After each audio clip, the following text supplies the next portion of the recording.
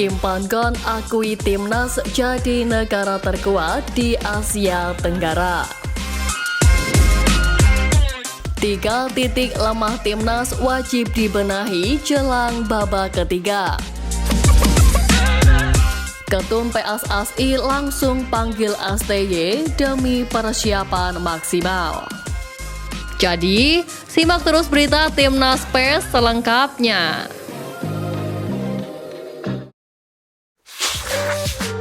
Kim Pan-gon akui timnas jadi negara terkuat di Asia Tenggara. Keberhasilan timnas Indonesia ke putaran ketiga kualifikasi Piala Dunia 2026 membuat pelatih timnas Malaysia Kim Pan-gon membuat statement menarik. Ya, skuad Garuda menjadi satu-satunya wakil ASEAN yang melaju ke putaran ketiga. Sementara Harimau Malaya harus gigih jari karena finish di posisi ketiga klasemen grup D putaran kedua kualifikasi Piala Dunia 2026. Kim Pan-gon berpendapat dengan sejarah yang terus tercipta, timnas Indonesia akan menjadi negara terkuat di Asia Tenggara.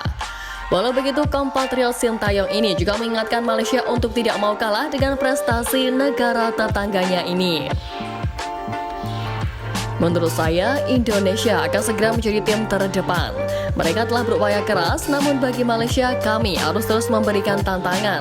Kami harus terus menantang. Tutur Kim Pan-gon dipetik dari Makan Bola Kamis 13 Juni kemarin. Lebih lanjut, Kim Pan-gon menyampaikan bahwa kesuksesan timnas Indonesia ini karena tak luput dari hadirnya para pemain keturunan. Juru racik strategi asal Korea Selatan ini disuruh mencoba meniru taktik Sintayong untuk mencari pemain keturunan Malaysia. Namun, Kim Pan-gon menjelaskan bahwa hal itu cukup sulit dilakukan. Menurutnya, lebih baik untuk fokus ke pembinaan usia dini. Meski begitu, dia tetap tidak menutup kemungkinan untuk mencari pemain keturunan jika federasi ingin menggunakan cara seperti apa yang sudah dilakukan PSSI. Saya rasa kami sudah banyak membicarakan hal ini, namun terkadang kita perlu melihat situasi di Malaysia. Saya dapat melihat situasi ini sulit, sangat sulit. Tutur Kim Pan-gon.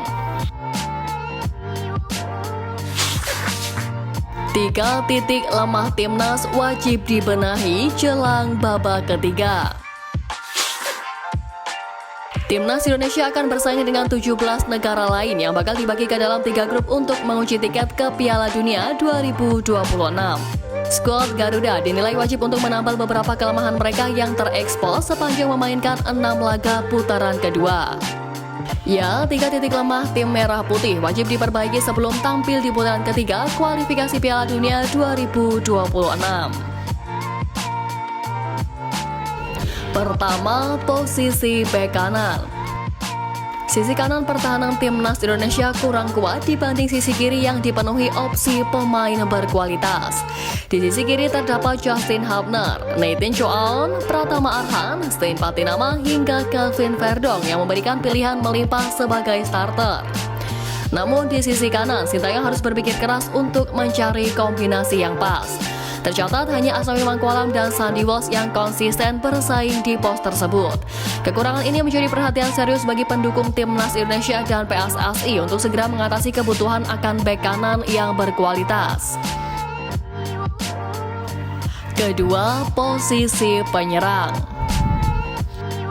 Meskipun sudah memiliki barisan penyerang seperti Rafael Strijk, Dimas Drajat, dan Ragnar Oratmangun, timnas Indonesia masih kesulitan dalam menyelesaikan peluang di lapangan.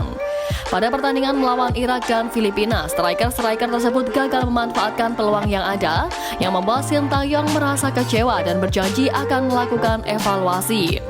Apalagi kemenangan 2 gol tim Garuda atas Filipina didapat dari tendangan kaki kanan Tom Hai dan sundulan kepala Rizky Ridho, bukan dari kontribusi para striker utama.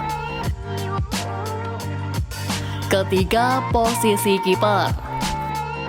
Martin Paes masih menunggu kepastian dari PSSI terkait kemungkinan merapat ke timnas Indonesia, tergantung dari hasil sidang pengadilan arbitres olahraga terkait gugatan PSSI terhadap FIFA perihal syarat perubahan asosiasi. Sambil menunggu Paes, PSSI kini dihadapkan pada situasi kiper yang kualitasnya belakangan ini diragukan. Hernando Ari yang kini jadi andalan di bawah Mister Gawang melakukan blunder saat Garuda kalah dari Irak. Meskipun Sintayong memiliki Nadeo Argawinata dan Adi Satrio sebagai kiper cadangan, kedalaman pos penjaga gawang timnas Indonesia dinilai masih kurang. Untuk menghadapi lawan-lawan berat di babak ketiga kualifikasi nanti, PSSI perlu mendesak CAS untuk segera menggelar sidang guna mempercepat keputusan terkait Marten Paes. Ketum PSSI langsung panggil STY demi persiapan maksimal. Perjalanan timnas Indonesia masih jauh dan tim yang lebih kuat sudah menunggu mereka. Agenda skuad Garuda juga cukup padat karena mereka juga akan berlaga di ASEAN Cup 2024 pada akhir tahun ini. Sin harus putar otak agar bisa merancang skuad terbaik di dua ajang tersebut atau mencari opsi terbaik yang bisa dilakukan. Ketua PSSI Erick Thohir dan pelatih skuad Garuda Sintayong pun menggelar pertemuan untuk menatap laga mendatang. Erick Thohir menjelaskan bahwa dia langsung berkoordinasi dengan Sintayong terkait masalah ini, termasuk persiapan skuad Garuda jelang putaran ketiga yang akan dilaksanakan pada bulan September nanti. Pasalnya, waktu yang ada cukup terbatas dan mereka harus benar-benar bisa memanfaatkan situasi ini. Selain itu, ada 6 pertandingan yang akan dilaksanakan di tahun ini, tepatnya akan digelar pada bulan September, Oktober, dan juga November. Langkah ini jadi tindak lanjut setelah PSSI dan PT LIB selaku operator Liga 1 melakukan pertemuan. Tujuannya agar kompetisi sepak bola kasta tertinggi di tanah air tersebut bisa selaras dengan menjalankan programnya. Skuad Garuda memiliki jadwal 10 pertandingan untuk putaran ketiga kualifikasi Piala Dunia 2026. Demi memberikan persiapan maksimal, tentunya semua program harus saling mendukung. Selain terkait kompetisi, dari sisi tim akan coba dipersiapkan dengan baik.